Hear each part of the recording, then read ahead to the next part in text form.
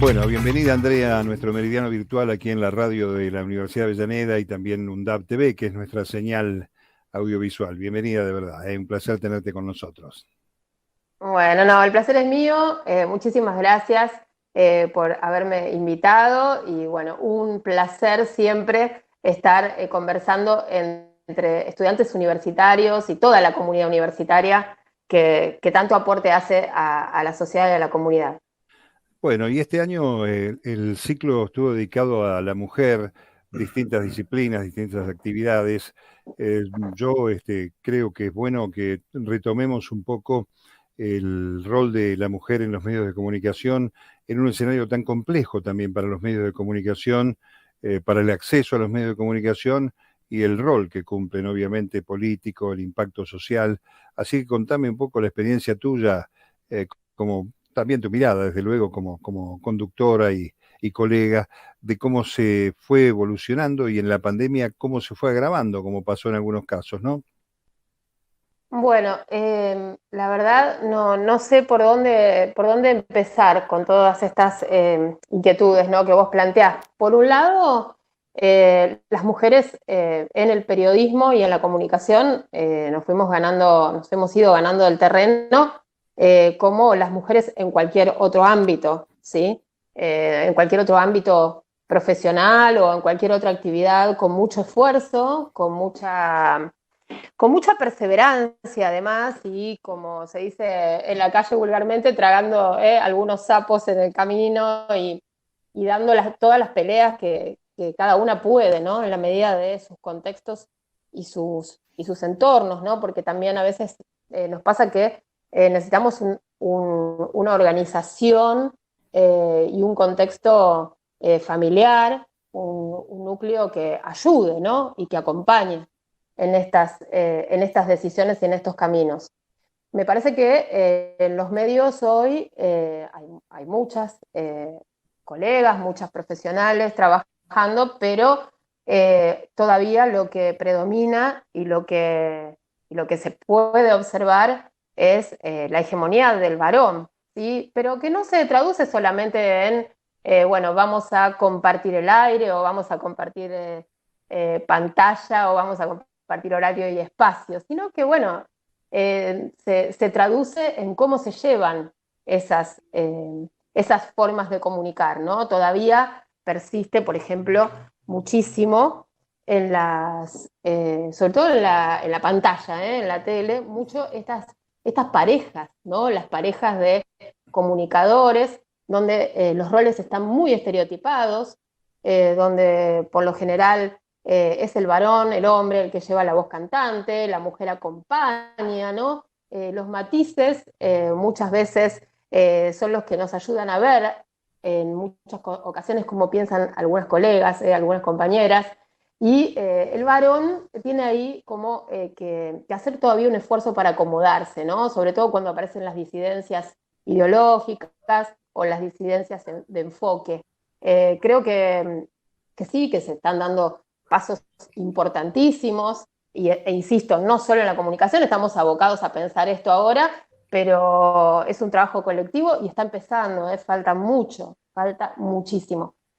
Lo estereotipado tiene que ver no solamente con el discurso y con las narrativas, ¿no?, que hay en las pantallas y que hay sino también en los lugares a donde intentan llevarnos a las mujeres para encasillarnos, sin duda, para encasillarnos en algún rol que resulte cómodo para la comunicación que se está produciendo en determinado momento, ¿sí? En determinado canal por donde se esté dando esa convivencia de varones y mujeres. Después, con respecto a los programas todos de mujeres, ¿sí?, que también he visto que está muy bien, ¿no? Porque son como una cuota de, bueno, a ver cómo se sienten viendo esto cuando nosotras, ¿no?, hemos tenido que consumir esto todo el tiempo y seguimos consumiendo esto todo el tiempo. Me parece un buen ejercicio para las audiencias. Creo que todavía nos falta ponernos mucho más picantes en esos espacios de mujeres, solo mujeres, y ahí sí me parece que hay mucho para recorrer y mucho para mostrar. Nos cuesta a nosotras mismas apartarnos de los discursos estereotipados, mostrarnos, largar la puteada, porque también estamos formateadas y estamos encorsetadas por estas cosas que fuimos aprendiendo y que se nos impregnaron, ¿verdad? Pero bueno, no sé si va por ahí la pregunta, pero bueno, es un Sí, poco sí, lo que tal cual. sentí cuando me llevaste por ese lado. Andrea, ¿cómo estás? Hola, Lucía.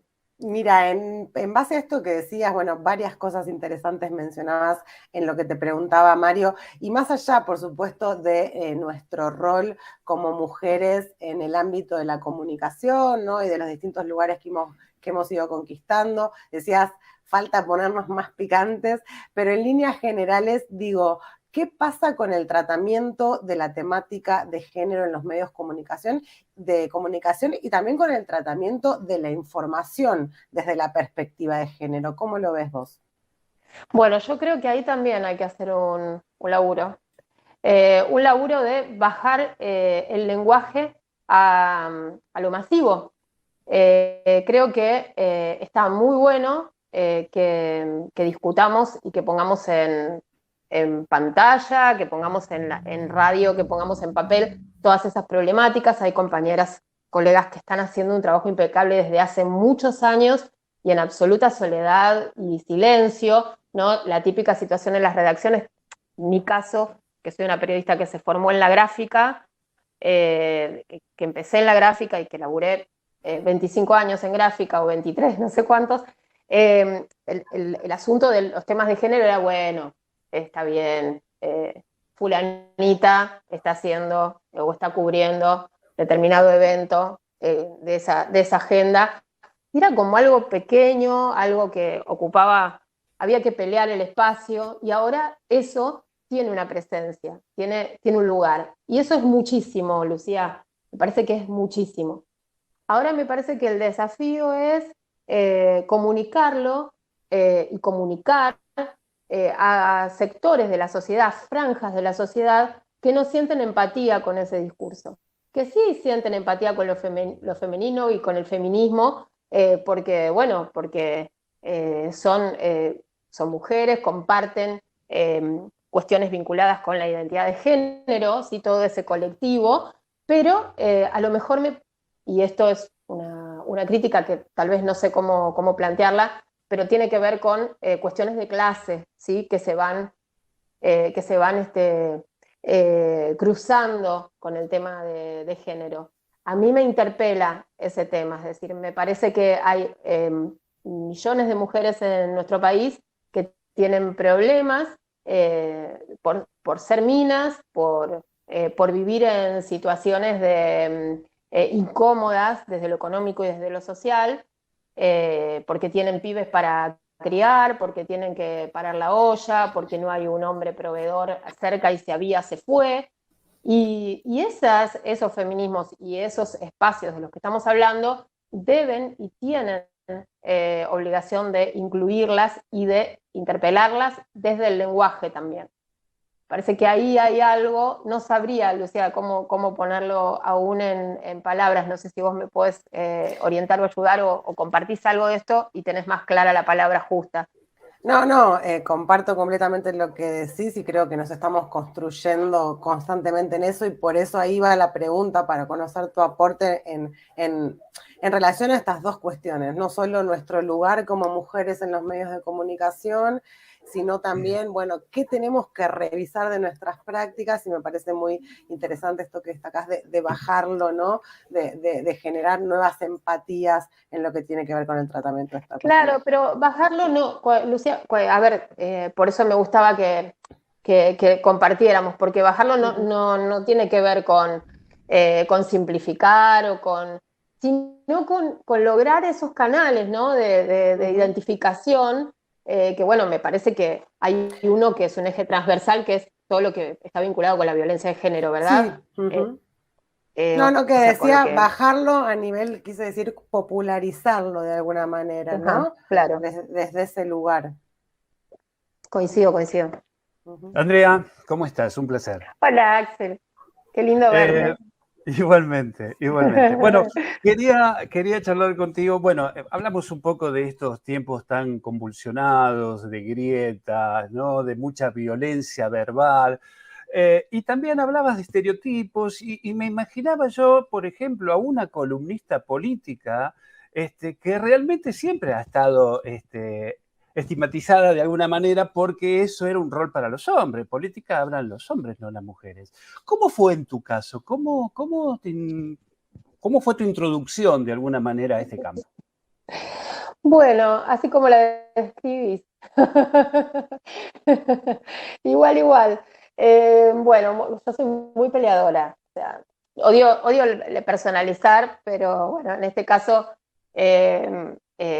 bueno, nada, me gusta la discusión, me gusta el debate y cuando me buscan, me encuentran, sería, ¿no? Pero es muy ingrato. Es muy ingrato, sí, es muy difícil. Y más el tema del análisis político. Pero no me gusta, en este caso, hablar de mí, sino pensémoslo en la foto. ¿Sí? ¿Quiénes son las periodistas dedicadas a la política que vos o que ustedes están viendo en pantalla? Pocas. Hay. Y hay muchas Sí. y muy buenas, muy jóvenes, muy Sí. jóvenes. Pero después se buscan referencias que vienen como legitimizadas desde otros ámbitos, ¿no? Como que la mujer necesita traer un plus de algún lado, ¿sí? No quiero ser ofensiva, no me gusta, pero a lo mejor un apellido, a lo mejor un compañero, una pareja, un familiar, alguna cosita por ahí, por un lado, pero no solamente en el periodismo político, en general. Y después, bueno, hay un montón que no, y bueno, y hay que dar la pelea continuamente, pero siempre la voz autorizada es la del varón. Hay casos buenísimos, ¿no? De colegas que ya tienen un nombre y un apellido propio y pisan muy fuerte y las admiro muchísimo, pero es un trabajo muy duro, sobre todo porque yo no sé si esto le pasa también a los varones analistas políticos, ¿no? Pero con la política pasa esto de que todo el mundo sabe política, y esto está muy bien, o sea, todo el mundo opina de política, todo el mundo lee el diario, todo el mundo, ¿no? Tiene razón en un punto cuando habla de política. Y nos pasa también a las periodistas que nos dedicamos a la política que en el análisis siempre aparece el otro como queriendo tener a veces y muchas veces la última palabra. Pero por otro lado, yo creo que las periodistas dedicadas a la política tenemos un diferencial, y es que tenemos muy buena relación con las fuentes, todas. Y esto también forma parte de la tarea. Porque sí, porque tenemos una forma y una manera de mirar y de aproximarnos a las fuentes de información completamente diversa entre nosotras mismas, no somos parecidas, y por otro lado no abordamos la información y al otro, al entrevistado, al que nos va a hablar en on o en off, de la misma manera que el varón. Hay otras tensiones, se juegan otras cosas ahí.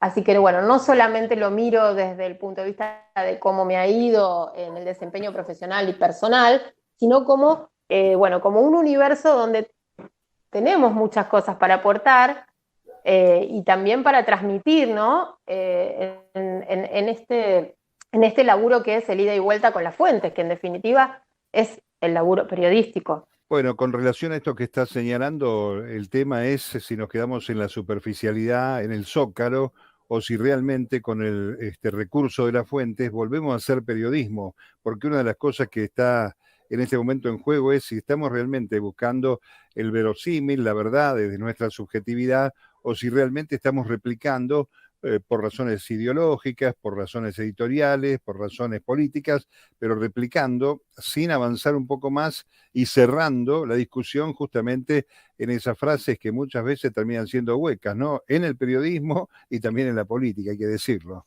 Sí. La batalla contra el graf sería. Claro, una cosa así. Sí. Qué lindo, Mario. Primero, a mí me parece, ¿no? Que no hay periodismo si no hay fuentes.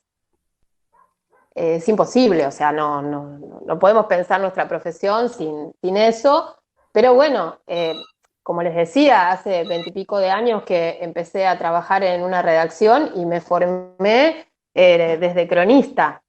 Y después, bueno, tuve 7 años laburando en una agencia de noticias y eso, sin duda, es una escuela de las fuentes. Hay dos lugares donde uno se forma con esa escuela de las fuentes, las agencias de noticias y los móviles, ¿no? Cuando yo veo los colegas que trabajan en la calle, bueno, eso es el ida y vuelta con las fuentes.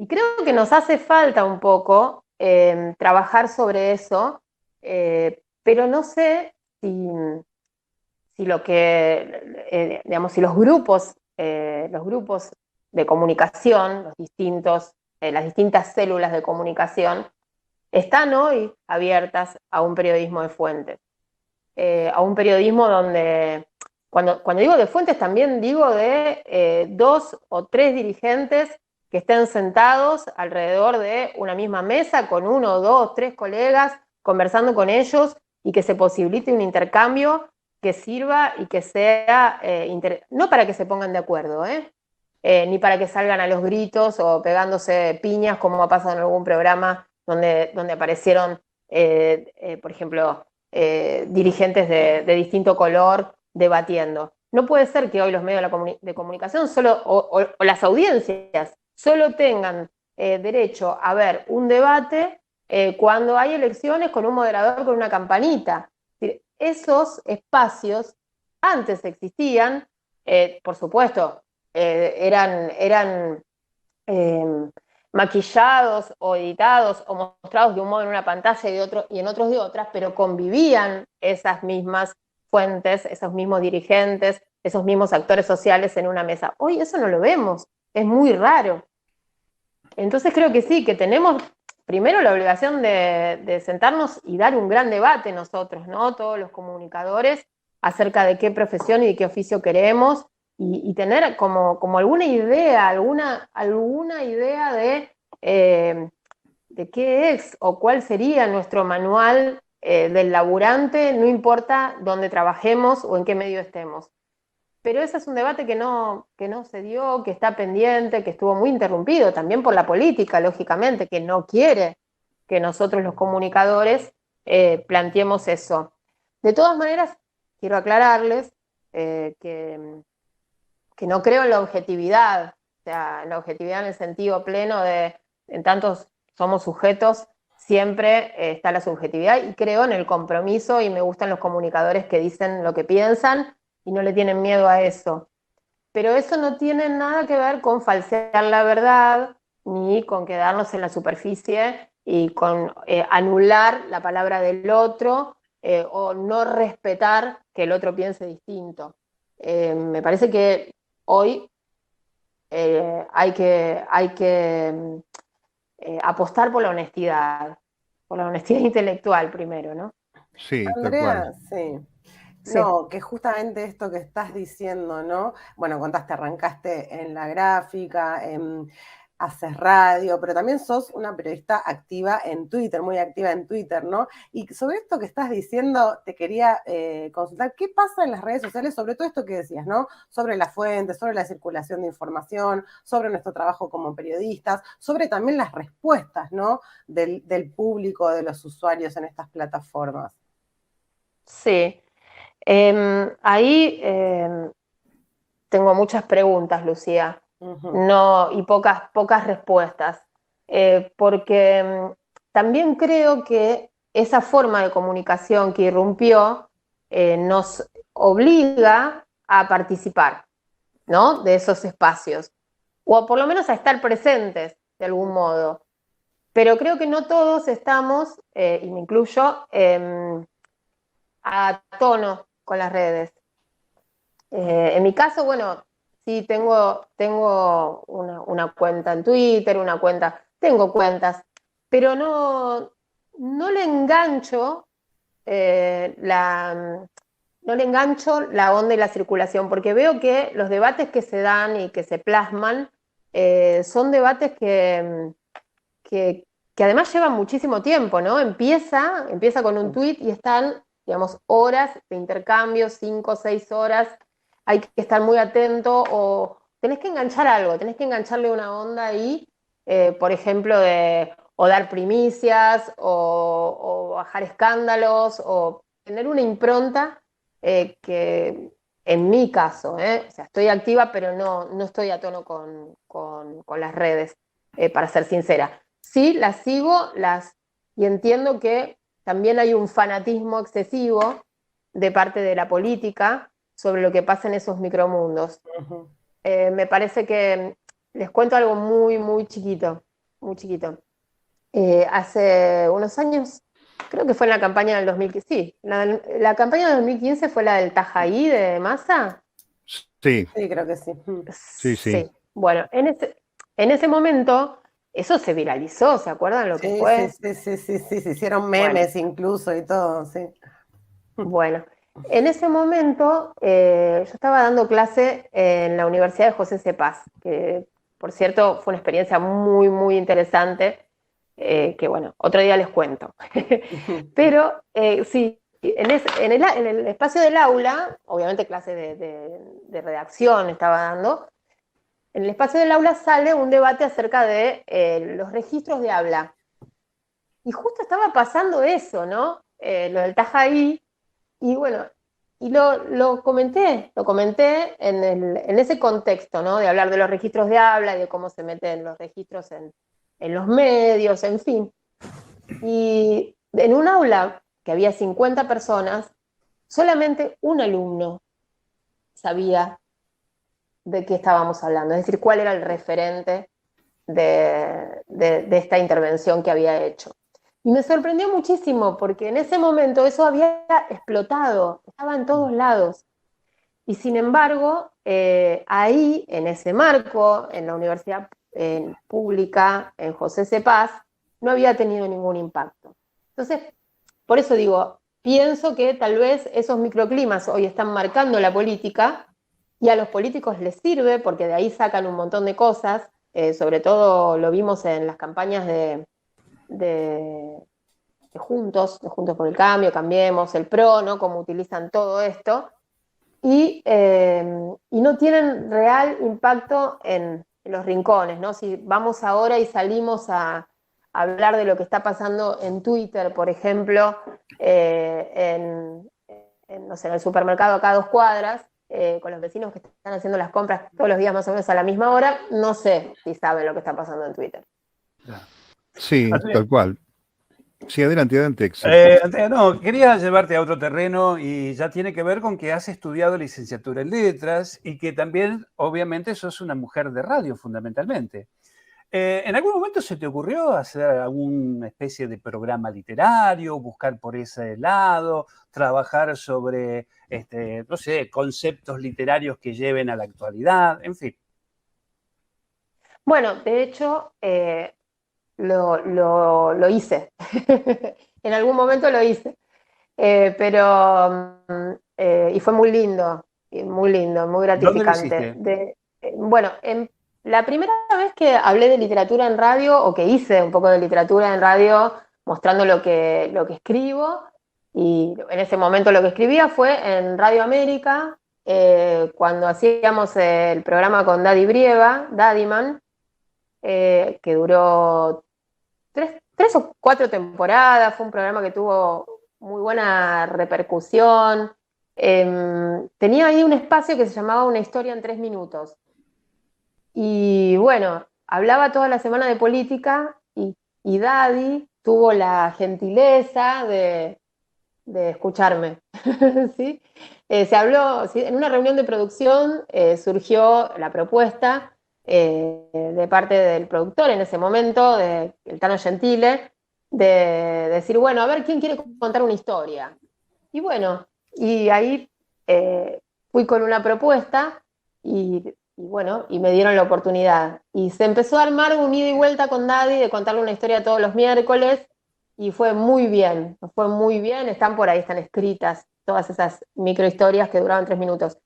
Y luego de, bueno, el cierre, el vaciamiento del Grupo 23, ¿no? Que no quedó absolutamente nada,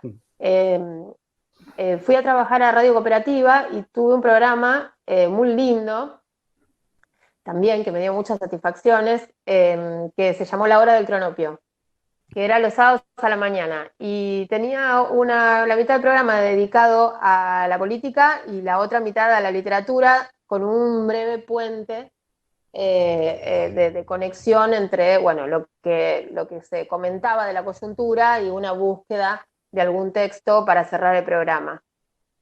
Lo viví esas dos cosas como placer total y absoluto.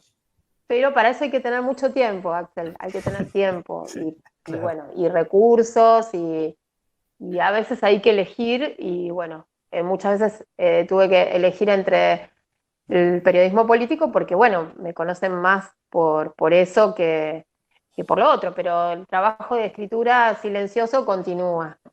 Está muy bien. Lo cierto es que uno haciendo periodismo y periodismo político no se aburre, que todos los días, y yo diría que dentro del mismo día tenemos que cambiar permanentemente la centralidad de la noticia. Y también es cierto que hay que salir un poco de esa superficie, de esa simplificación, para poder tener momentos de mayor desarrollo, ¿no? En el análisis, que también esta misma dinámica está comprimiendo y te obliga casi a hablar como si hablaras en Twitter, ¿no? Hablar como escribiendo. Eh, yo quiero, porque los tiempos aquí también son malos y negativos, lamentar que estos minutos terminen, pero quiero agradecerte mucho que hayas encontrado este hueco para poder charlar. Estamos además cruzando los mismos pasillos por estas horas y no nos vemos por razones de horarios extremos, pero me alegra mucho esta charla, me alegra seguir escuchándote y desde luego agradecer la generosidad por estos minutitos con la radio de la Universidad de Avellaneda. No, Mario, por favor, no tenés que agradecerme nada, es un placer enorme, me encantó esta charla. La verdad que estaría buenísimo que continúe, o sea, continúe no conmigo, sino esta ida y vuelta que nos permita reflexionar sobre la actividad que realizamos y también sobre la responsabilidad que tenemos, que no es poco, a veces me da la impresión de que hay algunas situaciones, ¿no? Que vemos que hay como que se borronea un poco el tema de la responsabilidad, de qué significa tener un micrófono y cuántas cosas, ¿no? Uno tiene entre manos en algunos momentos. Así que de verdad un agradecimiento a ustedes y bueno, un abrazo a toda la comunidad universitaria, que bueno, los rebanco. Vamos a volver porque alguna cosa tenemos que seguir haciendo en esta cuestión de poder traducir mucha información, mucha basura que ha circulado y que sigue circulando, y volver dentro de esa subjetividad, desde nuestra verdad relativa, como dijo alguna vez alguien, contar lo que nos parece que tenemos que contar para que haya un poquito más de traducción ante tanta oscuridad a veces. Así que desde ya un beso grande y muchas gracias de nuevo. Abrazo a los tres.